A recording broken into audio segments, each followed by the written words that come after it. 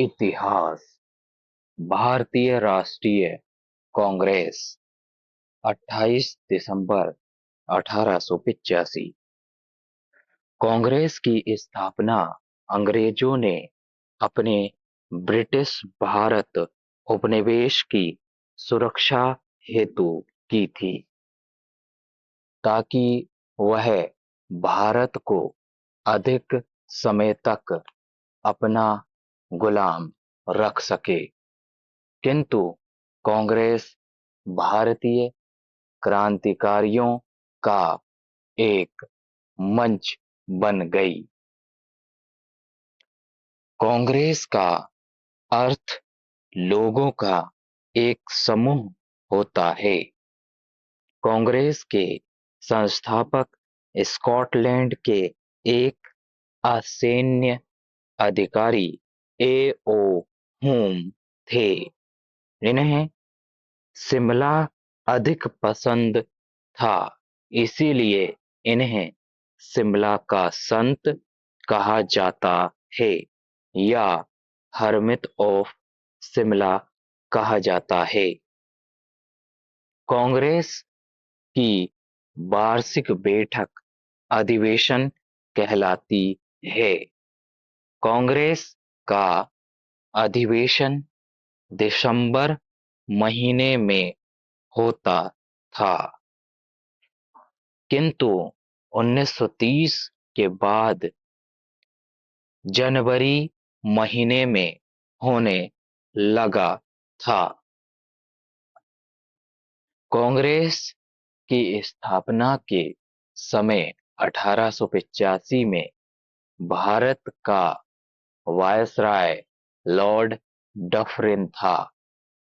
कांग्रेस की स्थापना से 20 साल तक का काल उदारवादी काल कहलाता है, क्योंकि इस काल में कांग्रेस अंग्रेजों की हाँ में हाँ मिलाती थी।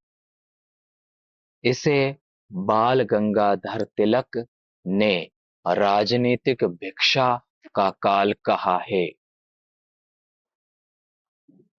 उदारवादी काल के प्रमुख नेता व्योमेश चंद्र बनर्जी, दादा भाई नौरोजी तथा रविंद्रनाथ टैगोर थे।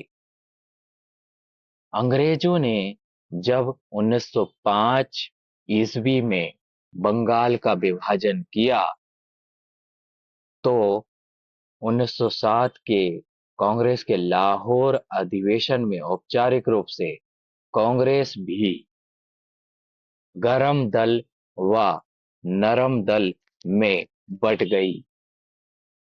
कांग्रेस के पहले अधिवेशन 1885 के अध्यक्ष व्योमेश चंद्र बनर्जी थे।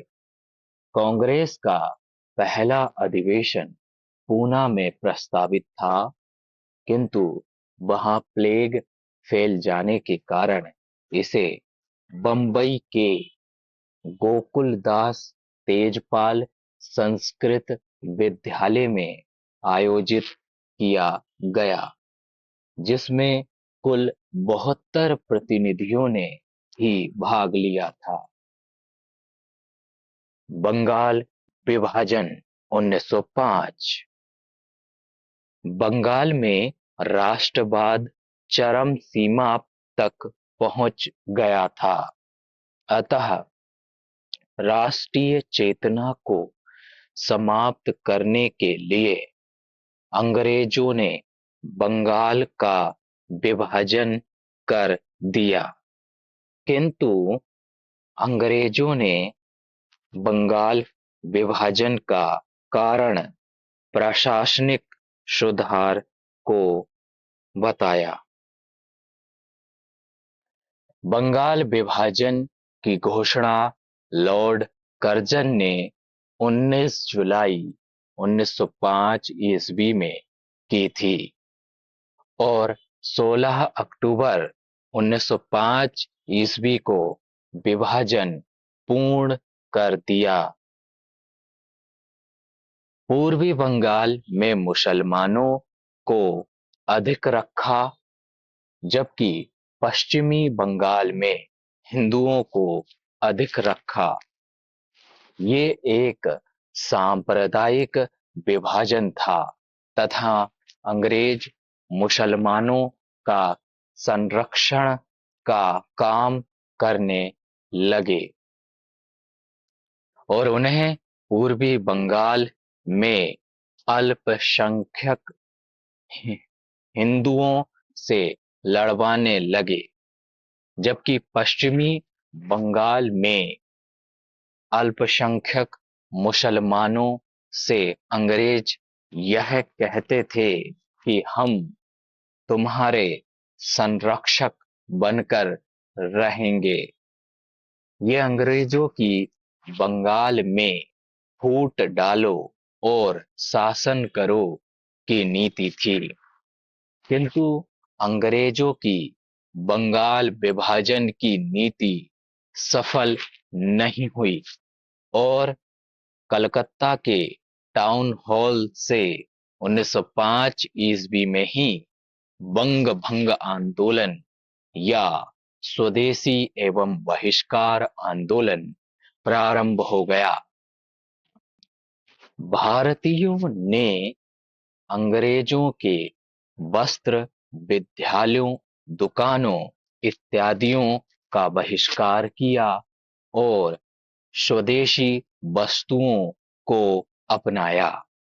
भारतीय लोगों ने अंग्रेजों के कपड़े धुलने, उनके यहाँ नौकरी करने तथा उनके विद्यालयों में पढ़ने से मना कर दिया।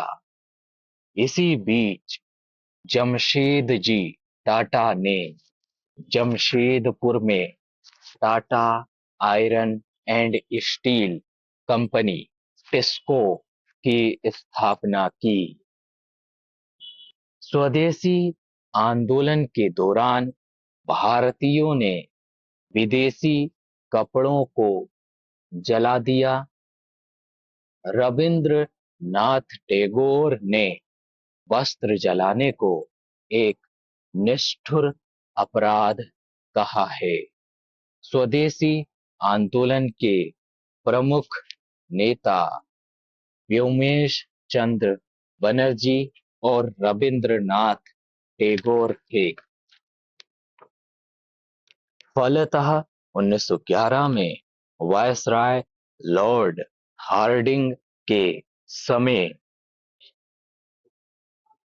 ब्रिटेन के राजा जॉर्ज पंचम भारत आए। उनके आगमन पर दिल्ली में एक भव्य कार्यक्रम का आयोजन किया गया, जिसे दिल्ली दरबार कहते हैं। इसी दौरान 1911 में ही 3 घोषणाएं दिल्ली दरबार में की गई। 1. बंगाल विभाजन को रद्द किया जाता है। 2. बंगाल से बिहार को पृथक कर दिया जाएगा। 3. भारत की राजधानी कलकत्ता से दिल्ली बनाई जाएगी। इन तीनों घोषणाओं को 1 जनवरी 1912 को लागू किया गया। 1912 में बंगाल से बिहार अलग हुआ। 1936 में बिहार से उड़ीसा अलग हुआ तथा 2000 में बिहार से झारखंड अलग हुआ था। बंगाल विभाजन के कारण गोपाल कृष्ण गोखले ने लॉर्ड कर्जन की तुलना औरंगजेब से की है। धन्यवाद। समाप्त।